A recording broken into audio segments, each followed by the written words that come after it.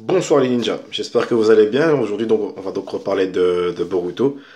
Alors, la semaine passée, j'avais pas fait de review tout simplement parce que j'étais trop fatigué et j'avais beaucoup trop de travail. Et là, me revoilà, hein, je suis toujours fatigué, mais j'ai moins de travail à faire. Alors, ben, l'épisode, ben, je l'ai regardé la semaine passée et ben, depuis, ben, j'ai dormi. Donc, je me rappelle pas de tout en fait. J'aurais bien voulu le regarder juste avant de le regarder une deuxième fois, juste avant de refaire cette vidéo, mais manque de temps, je suis fatigué, il est 23 h, je suis mort. Et j'ai pas envie de prendre du retard, j'ai vraiment envie de qu'on discute de Boruto, donc me voici quand même. Alors l'élément important, enfin l'élément le plus important de l'épisode de la semaine passée, donc qu'il faut tenir compte, c'est le rêve de Boruto.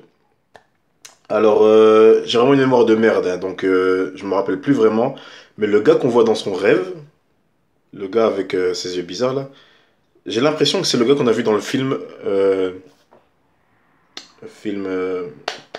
Naruto The Last. Avec Hinata. Enfin, vous voyez le film où on voit Naruto qui tombe amoureux d'Hinata, etc. D'ailleurs, ce film qui m'a pas plu du tout. Mais pas du tout, du tout, du tout. Mais bon, c'est pas ça le sujet. Donc, j'ai l'impression que c'est lui, même si on voit pas vraiment son visage. Je pense qu'on voit vaguement ses yeux. Et d'ailleurs, non, je sais plus si on dit son nom, je sais vraiment plus du tout. Mais en tout cas, il me fait penser à lui. Est-ce qu'il soulèverait déjà plusieurs questions? Comment ça se fait qu'il est là? Parce qu'apparemment, il était sur la Lune ou je sais plus quoi. Enfin, je m'en parle vraiment plus, hein. Enfin, si vous savez m'éclairer dans les commentaires, franchement, faites-le. Ça m'aiderait beaucoup. Mais je suis sûr à 60% que c'est lui. À 60%, c'est déjà pas mal.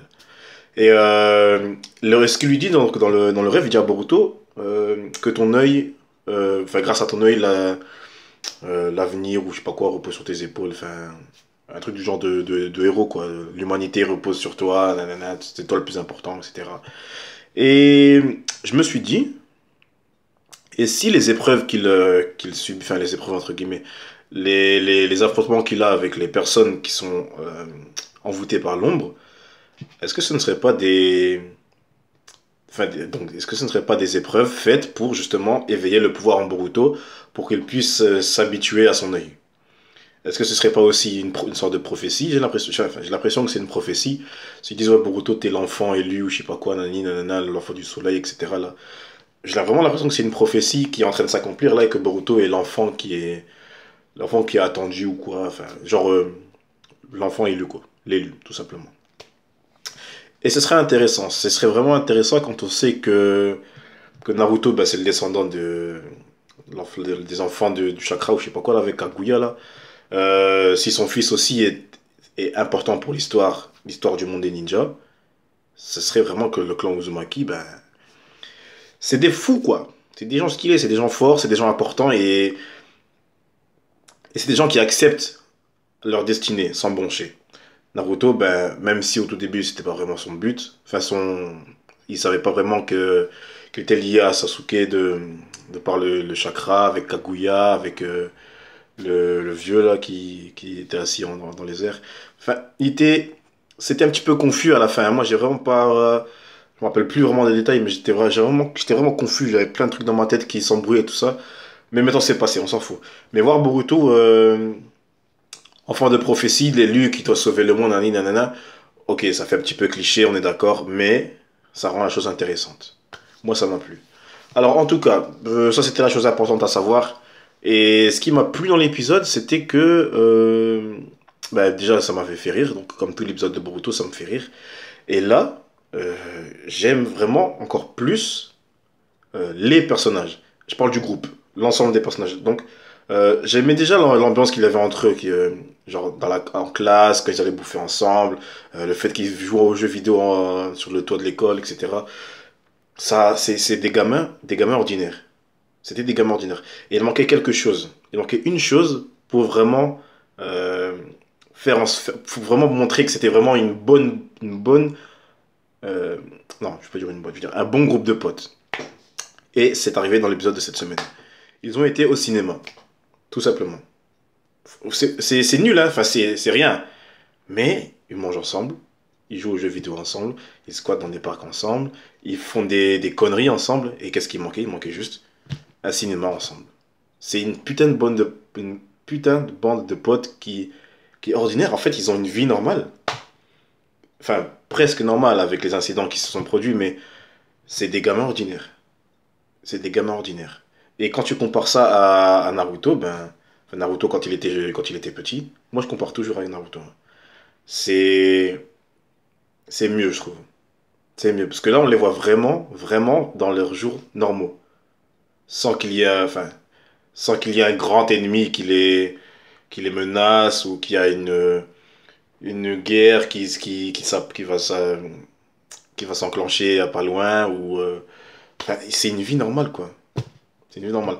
Et il n'y a pas beaucoup de personnes qui aiment ça. Il y en a qui aiment souvent, quand dans les épisodes, il y a de la fight, il y a de la baston, des scènes d'action, de la musique forte, de l'intrigue, des morts, etc. Mais, ok, ces scènes-là, elles sont stylées. Mais ce qu'on aime, ce sont les personnages aussi. Et voir les personnages pendant les scènes d'action, ok, c'est stylé. Ils sont forts, c'est stylé, c'est impressionnant, ok. Mais derrière ça, on connaît pas les personnages s'il n'y a pas ce genre d'épisode. Maintenant, moi j'ai l'impression de connaître Boruto. Je connais Shikadai, je connais Sarada, je connais Chocho, Iwabe, Denki ou Denku, je sais plus comment il s'appelle là. Après, il y a qui? Il y a le fils de Sai. Enfin bref, tous ces. Enfin, même Mitsuki. Là, je les connais. Là, je les connais. J'ai même envie de dire que ce sont mes potes. J'ai même envie de dire que ce sont mes potes. Et c'est important ce genre d'épisode. Et j'insiste là-dessus. Ce genre de truc, par exemple, je veux comparer ça avec un manga qui n'a rien à voir. C'est pas du tout le même genre, mais Dragon Ball. Ok, on voit Goku péter la gueule à plein de gens. Mais dans le manga, on ne voit pas la vie de Goku. On ne voit pas faire des courses, aller déposer son fils, enfin aller avec son fils à l'université ou dans la ville, des trucs comme ça. C'est bête, mais ça montrerait un peu plus le vrai caractère de Goku. Là, il y a que dans les HS qu'on voit ce genre de choses. Il y a que dans les HS. Et c'est dommage, hein. Enfin, je sais pas si vous vous souvenez dans Dragon Ball Z, les HS où Goku il passait son permis avec Piccolo, ou quand il devait chercher les Dragon Ball avant le tournoi de Cell, etc. C'était des moments marrants. C'était des moments marrants. Et tout, enfin, je m'égare, hein, je pars en couille comme d'habitude, mais ça, vous avez sûrement l'habitude maintenant. Mais tout ça pour dire que les épisodes paisibles, entre guillemets, sont des épisodes importants. Voilà. J'ai fini de dire de la merde. Quoi qu'il en soit, donc c'est dans l'épisode de cette semaine, donc on avait laissé Boruto, Naruto, Imawari, je crois, Hiashi et puis la fille là, il y a Yuga, qui discutait à propos du soi-disant Byakugan de Boruto. Mais en fait, Hiashi avait défié Boruto pour voir si vraiment c'était vraiment le Byakugan, parce que le mec il en doutait, il a dit ouais, si t'as le Byakugan tu le sais, c'est pas tu crois, c'est tu le sais et nous on le remarquera, je pense à l'aspect des yeux dans tous les cas. Donc il lui a dit, comme je ne pense pas que tu l'as, je vais te tester pour voir s'il peut s'éveiller. Sauf que comme il est très vieux, d'ailleurs quand il active son Byakugan, on voit les veines elles viennent lentement et tout, ça m'a fait bizarre parce que je me rappelle que quand c'était Neji ou Hinata qui l'actionnait, qui l'activait, c'était instantané, c'était chose Byakugan, et il y avait les veines et les yeux ça faisait un truc stylé. Mais là, c'était comme c'est comme s'il y avait des difficultés à le faire. Et d'un côté, ça me rend triste, hein, parce que ça montre que le personnage il vieillit quand même. Ouais, Hiyashi, là, il commence à vieillir parce que je me rappelle déjà dans Naruto premier du nom, quand le village du son et le village de Suna euh, ont envoyé Konoha pendant l'examen des Chunin, on l'avait vu ça, affronter des ninjas, je crois que c'est des ninjas du sable, je crois. Et putain, le gars, il était fort. Il était redoutable, hein. Il y avait une dizaine d'ennemis sur lui. Il les a tous butés, mais sans prendre un seul coup.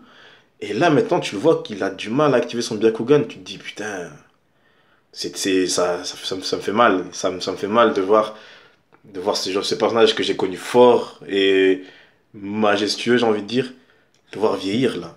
Il y a même quelques cheveux blancs, quoi. Ça m'a fait bizarre. Enfin bon, donc, comme le gars, bah, il est vieux, bah, c'est sa jeune fille qui va affronter Boruto. Et putain, le combat, il était stylé. Il était stylé. Et la première partie du combat où Boruto il était un petit peu hésitant comme ça. On voyait qu'il se battait, mais c'était pas le même combat qu'il y avait eu contre Iwabe. Mais après que ça soit pris une bonne gifle par Anabi, je crois elle s'appelle en fait, hein. Je crois Anabi, je crois. Ouais, je crois que c'est ça. Donc une fois que Anabi lui a mis une bonne gifle, son regard a changé et là il s'est battu sérieusement. Et les combos qu'il a fait, mais Boruto, je sais pas s'il a déjà affronté un possesseur du Byakugan. Si c'est le cas, c'est bien. Mais si c'est pas le cas, les gars, j'espère que vous avez remarqué à quel point il a analysé le pouvoir. Parce qu'à un moment, Boruto, tu vois qu'il envoie ses clones. Tu vois un clone qui apparaît derrière. Tu vois qu'il lance un kunai. Il renvoie un kunai. Le clone qui est derrière rattrape le kunai et tout. Mais il faisait des combos, mais il savait. Il savait que Hanabi voyait derrière lui, derrière elle. Et il bougeait en fonction, je sais pas, il essayait de trouver trouver des astuces pour lui pouvoir la toucher et tout ça, mais je l'ai trouvé vraiment très fort. Non, pas très fort, j'ai trouvé fort. Non, j'ai trouvé il maîtrisait bien le Kagebunshin, voilà. Il maîtrise le Kagebunshin, il maîtrise les kunai, normal, hein. Mais en fait, il enchaînait tout ça très rapidement et Hanabi, mais la manière dont elle esquivait tout et qu'elle mettait des baffes et tout. Voir un Hyuga se battre, c'est toujours magnifique. J'adore les Uchiwa, hein. La manière dont les Uchiwa se battent, on va me dire c'est une manière classique, mais moi je vois qu'il y a quelque chose de... un petit épice en plus dans la manière leur manière de se battre. Mais les Hyuga, c'est propre, c'est beau, c'est stylé. Franchement, je kiffe, j'ai kiffé le voir le combat. Et en plus, la meuf, elle maîtrise le Kaiten. Elle maîtrise le Kaiten. Et c'est pas une technique donnée à tout le monde, ça, je pense. Je pense pas, hein. Je me rappelle que quand Neji l'avait fait à l'examen des Chunin, tout le monde était choqué. Tout le monde était très choqué. Mais je pense plus que c'était parce qu'il ne faisait pas partie de la branche principale des Hyuga. Je pense que c'était pour ça qu'ils étaient choqués. Mais en tout cas, rien n'empêche que Hanabi était très performante. Je sais pas à quel âge, je pense qu'elle est un petit peu... ouais, elle est un petit peu plus âgée que Boruto quand même. Mais de pas beaucoup, hein. Je pense pas qu'ils aient un grand écart d'âge. Quoi qu'il en soit, elle sait se battre, elle sait se défendre. Maintenant, il y a eu une petite conversation avec Naruto et Hiashi. Et de ce côté-là, on voit vraiment que Naruto, il a grandi, hein. On voit vraiment que c'est devenu un adulte. Et c'est plus un gamin.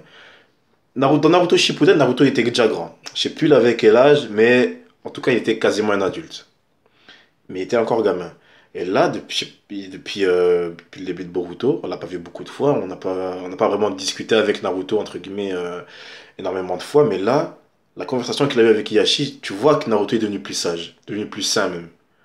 Et comme, même chose pendant le combat qu'il y a eu avec Boruto et Hanabi, le Naruto que je connaissais, ou qu'on connaissait, je suis sûr qu'il aura encouragé son fils d'une manière exagérée.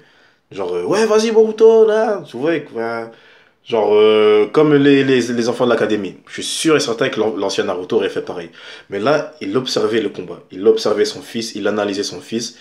Et ce qu'il a dit après, c'est, dans la manière de se battre de Boruto, on voyait que c'était pas un mensonge. Il aurait pas été aussi loin dans le combat, ni dans ses dires, si c'était un mensonge, le fait d'avoir son Byakugan. Donc Naruto, il n'a pas seulement regardé le combat, il a vraiment analysé. Il a beaucoup observé son fils, et tu vois il a envie de savoir ce qui se passe avec Boruto, mais je pense que Naruto, il sait pas faire ce genre de choses. Lui, il n'a pas eu de père, et donc je pense il sait pas quel genre d'approche il devrait avoir avec Boruto. Et d'un côté, quand je dis ça, je pense un petit peu aussi à... Enfin, vous allez le trouver chiant, hein, mais je pense aussi à Harry Potter. Tout simplement parce que le fils de Harry Potter dans le dernier tome, pour ceux qui l'ont lu, pour ceux que ça intéresse, le fils de Harry Potter, il est chiant. Pourquoi il est chiant? Parce il ne s'entend pas avec son père. Parce que son père n'est jamais présent. C'est le célèbre Harry Potter, nani, nana. C'est exactement le même topo qu'avec Boruto et Naruto.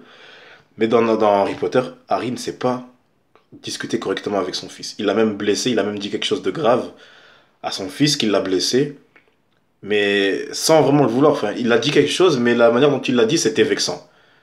Et c'est ça qui a fait en fait que son fils, Albus Severus, le déteste, entre guillemets. Mais Naruto, euh, il a un petit peu le même problème, j'ai l'impression. Il sait pas vraiment comment aborder la chose avec Boruto. Et l'important là-dedans, c'est qu'il n'a rien dit.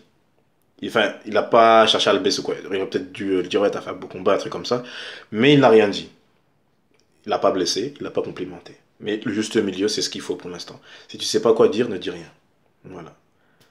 Alors, tout simplement, bah, juste après que Hiashi et Naruto discutent, quand ils disent, ouais, je suis sûr qu'il dit la vérité, nanana, mais on sait pas quel pouvoir il a. Après, il y a une conversation avec Anabi enfin, j'appelle la conversation en entier, hein, mais elle pense la même chose que Boruto et Hiashi. Que Naruto et Hiashi. Donc, Boruto, en fait, c'est le genre de personne incapable de mentir. Et malgré ce qu'il fait, tu peux sentir s'il cache quelque chose ou un truc comme ça. C'est le genre de personne à cœur ouvert, j'ai envie de dire un petit peu. Je sais pas vraiment si c'est l'expression adéquate pour Boruto, mais les personnes présentes, enfin à part Imawari, elles ont su, elles ont compris, elles ont accepté entre guillemets le fait que Boruto avait quelque chose, qu'il cachait quelque chose, mais qu'il n'avait pas envie d'en parler pour l'instant. Mais dans tous les cas, je sais que Boruto au final va s'ouvrir à son père. Je suis sûr et certain. Parce qu'il est entouré de bonnes personnes, Boruto. Il y a les Hyuga tout simplement. Et Anabi lui a dit, ouais, si t'as besoin, ben, viens me parler. Donc, je pense pas que c'est quelque chose à ignorer parce qu'on voit vraiment que c'est une fille vraiment très gentille. Et il a aussi ses potes, Shikadai, Mitsuki, maintenant qui sont souvent ensemble, et il y aura Iwabe, etc. Enfin, ça c'est le reste de sa team, mais bon. Alors, juste après cette petite conversation, euh, Boruto arrive devant un poster de Kagemasa, là, le héros du film de l'épisode précédent, et elle discute avec Sarada. Et je suis content de voir Sarada. Je trouve qu'il n'y a pas assez de temps avec elle, il n'y a pas assez de dialogue avec Sarada, et j'ai vraiment envie de plus la connaître. Parce que de toute façon, on sait qu'elle va faire partie de l'équipe de Boruto, on l'a vu dans l'opening. Mais j'aimerais quand même la connaître un peu plus. Alors bon. Donc, il croise Kagemasa, donc l'acteur qui joue le rôle, et Boruto remarque qu'il y a l'ombre. Il y a un petit combat stylé pour le réveiller le gars, hein, pour le faire retirer l'ombre. Un combat que j'ai. Il était court quand même, mais il y avait des belles choses. Boruto, bah, comme d'habitude, qui maîtrise totalement son multiclonage, bah, en fait, il maîtrise très bien son chakra, hein. Et il y a juste un petit clin d'œil que j'ai remarqué, et j'espère que vous l'avez remarqué aussi si vous vous souvenez bien de Naruto, au moment où Sarada elle lance le Shuriken Fuma. D'ailleurs, petite parenthèse, le Shuriken Fuma, on dirait que tout le monde peut l'acheter, hein. Sarada, je sais pas à quel âge, je sais pas si elle vise 12 ou 13 ans, mais avoir un Shuriken comme ça, c'est donc quand même dangereux, même dans le monde des ninjas. Donc, je sais pas qui est-ce qui vend ça. J'espère que c'est Tenten, et comme ça je peux la clasher parce que Tenten, je la déteste. J'espère que c'est Tenten, comme ça. C'est un imbécile, là. Ah bon. Au moment où elle lance le shuriken sur Kagemasa, qu'est-ce qui se passe? Le shuriken se transforme en Boruto. Et Boruto, ce qu'il fait, c'est qu'il lance son clone. Et si vous vous souvenez, dans Naruto premier du nom, quand Sasuke et Naruto sont battus contre Zabuza, vous savez, Zabuza, le gars avec ses bandages sur la bouche, là, du même style que Kakashi. Kakashi, c'était un masque, lui, il avait des bandages. Et il avait même une putain de grosse épée. D'ailleurs, cette épée-là, c'est Suigetsu qui la récupère, je crois. Ouais, Suigetsu qui récupère cette épée. Zabuza, j'espère que vous vous souvenez, Zabuza, avec Aku. Et Aku qui faisait ça, avec les miroirs de glace, là. Vous vous souvenez, j'espère. Ouais, on va dire que vous vous souvenez. Donc, ouais, Zabuza. Et Sasuke il avait lancé un shuriken, donc le shuriken Fuma. Et Zabuza l'a esquivé, et c'était Naruto, en fait, qui s'était transformé en shuriken. Donc, en esquivant le shuriken, Zabuza avait sauté, le shuriken est passé derrière, et là, pouf, Naruto, bah, il revient. Et il lance un kunai, et le kunai, il blesse Zabuza. Et là, c'est un petit peu la même chose qui s'est passé. Donc, Sarada lance le shuriken, Boruto revient, et il lance un clone vers Kagemasa. C'est le même topo, hein, sauf que le d'un kunai, ben, c'est un clone qui l'envoie. C'était... J'ai vu ça, j'ai souri. J'ai souri et ça m'a donné envie de recommencer Naruto du tout début, mais j'ai pas le temps. C'est dommage, hein. Mais quand je serai en congé, je crois que je vais recommencer quelques mangas. Déjà, je dois recommencer One Piece. Là, j'ai recommencé Senseiya, j'ai envie de recommencer Naruto aussi. J'aimerais bien, hein. J'aimerais pas pouvoir stopper le temps pour pouvoir regarder tout ce que j'ai envie de regarder parce que Il y a tellement de choses à voir. Tellement de choses à voir. Enfin bon, donc le combat, ben, il était correct, hein, il était bien. Hein. Et juste, mais ce que j'ai trouvé différent en fait à la fin du combat, c'est que juste après, quand Kagemasa, ben, il perd son l'emprise du démon, là, putain. J'ai envie de dire une chimère, hein, mais. On va dire une chimère? On dit une chimère, hein. Ouais, on dit une chimère. Il perd l'emprise de la chimère, ben, l'emprise elle s'en va, quoi. Et là, on voit, ben, contrairement à d'habitude, la chimère, j'ai l'impression qu'elle avait envie de prendre possession de Boruto. C'est bizarre, j'avais vraiment l'impression qu'elle allait. Ça- Elle est sortie du corps de Kagemasa, et j'avais l'impression qu'elle allait, genre. C'est comme si tu posais un drap sur Boruto. Ben là, l'ombre, elle, ben, j'ai trouvé qu'elle allait presque faire pareil. Donc, est-ce que l'œil de Boruto est connecté à ce démon-là? Je sais pas du tout. Mais je reste sur le fait que pour moi, tout ça, ce n'est qu'une préparation, une initiation même. Ce n'est qu'une initiation. J'aimerais bien que ça soit ça. J'aimerais bien avoir raison. Avant, j'avais raison à l'école, mais vu que j'ai plus à l'école, ben j'ai raison. J'ai plus raison. J'aimerais bien avoir raison sur ça maintenant. Enfin bon, Sarada, hein, stylé, hein, Boruto, stylé, Kagemasa, eh ben, il est Kuro. Et... Ah tiens, j'ai oublié de dire un truc. Naruto, il a parlé de son Indo à un moment, quand il disait au revoir à Hayashi. Il a dit, ouais, je m'inquiète pour toi et tout ça, nana. Et Naruto a dit, ouais, t'inquiète, je ne fais que suivre mon Indo. Et là, je pense que Boruto a trouvé le sien. Parce que les Shikadai, les Chocho, les Sarada, ils ont pas encore cité leur Nindo, même, je sais même pas s'ils en ont un. Mais là, Boruto, il a dit, enfin, en tout cas, enfin, il a pas dit explicitement, mais pour moi, il vient de se choisir son Nindo. Hein. Euh, pour qu'on puisse te faire confiance, il faut agir. Pour moi, c'est ça, maintenant, son Nindo. Pour moi, c'est ça.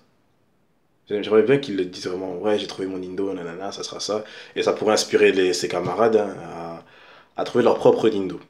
Voilà. D'ailleurs, tiens, petite question, si vous aviez un Nindo, vous, ça serait quoi? Moi, je sais pas, hein, qu'est-ce que je pourrais avoir comme Nindo? Je sais pas. Bon, je vais réfléchir et puis je vous dirai dans la prochaine vidéo de Boruto. Pour l'instant, j'ai pas de Nindo. Mais si vous en avez un, ben partagez-le moi. Voilà, donc j'ai assez parlé comme ça, il est temps de fermer le rideau. Je m'excuse hein, pour si j'ai l'air fatigué ou si je parle en couille ou si j'ai une tête de cul. Parce que souvent souvent, je suis vraiment très fatigué. Demain, heureusement, je travaille pas, donc je vais pouvoir me reposer. Même si je prépare quelques vidéos par-ci, par-là, quelques projets avec lesquels j'ai discuté avec des trucs avec mon frère. Je vais les partager avec la chaîne, ne vous inquiétez pas, vous les verrez en temps et en heure. Donc il n'y a pas de souci là-dessus. En attendant, bah, je vous souhaite une bonne nuit, ou une bonne journée, ou une bonne soirée, ou une bonne matinée, ou même un bon appétit, ou... Non, je vais pas partir en couille. Non, je vais arrêter là. Alors, je vous souhaite tout ce que vous voulez, je vous fais des bisous, je vous dis à la prochaine pour un nouvel épisode de Boruto. Ciao les gens!